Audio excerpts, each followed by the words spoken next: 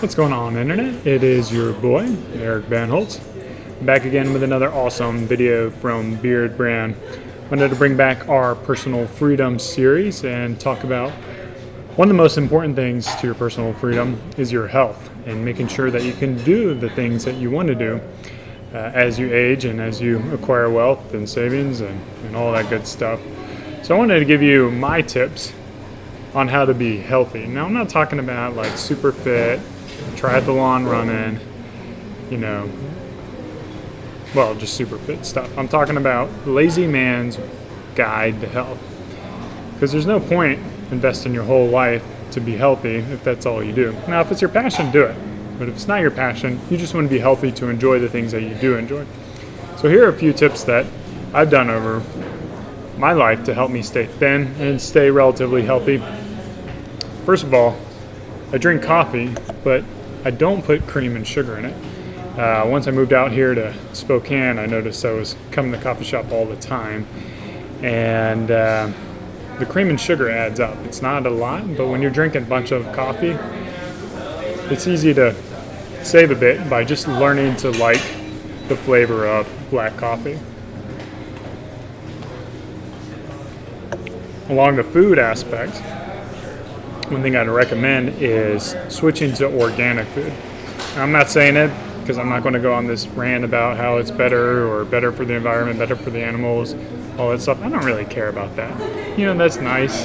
It's a better tasting food, generally speaking. But the reason is you're going to get about 20% less in your package than you'd get with your processed food plants or your non-organic stuff. So what it does is you keep your budget the same and go to organic food, and automatically you're cutting your food intake by a good bit. And that's going to be one of the biggest causes to getting overweight, is just eating too much. So once you get used to organic foods and the quality it is and scale back your food intake, it's a good step. Now, let's talk about exercise. It's kind of important. One of the things that I like to do is go out with my wife and my dog, and now my newborn child on a regular basis. We'll go for long walks. It'll be like an hour and a half, and we generally do it after work.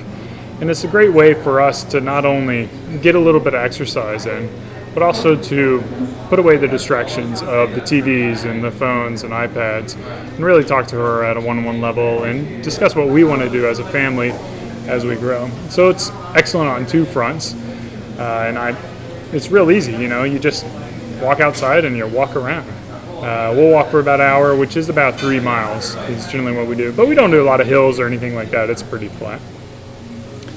In regards to higher intensity sports, I grew up doing the traditional sports like golf or soccer or basketball. What else is there? Football.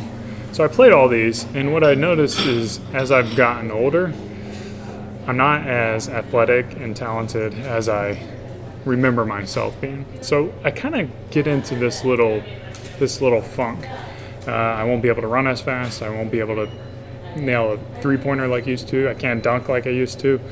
So what I found is that if you switch to a new sport, you have no frame of reference, and it's a great way to build up your confidence and self-esteem as you learn new techniques and new sports. For instance, I just recently started boxing within the past year, and I know I'm not the best boxer, but that's the nice thing, is like I do it as a way to exercise, get healthy.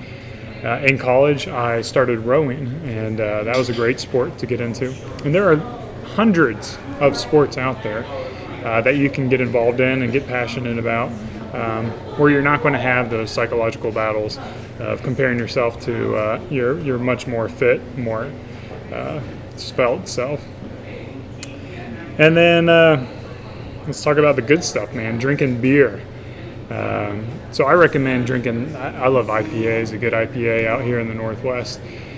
And the stuff, it's got some punch to it. You'll get about, I'd say it's about the equivalent of drinking 2 or 3 beers and around the same amount of calories as that, or less than that.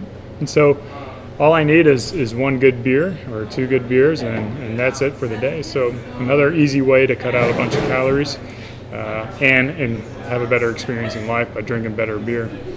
Along those lines, if you really can't cut your consumption on beer, maybe you should try switching to pot. That's a calorie-free type of activity, and get you going. Smoke a little smoke. And the most important thing is just make a habit out of all this stuff. It's really easy when it's a habit. Just go out and do it regularly, and pounds will come off. Don't try to build Rome in a day, and take care of yourself. As always, thanks for watching. Thanks for subscribing. Cheers. Beard on.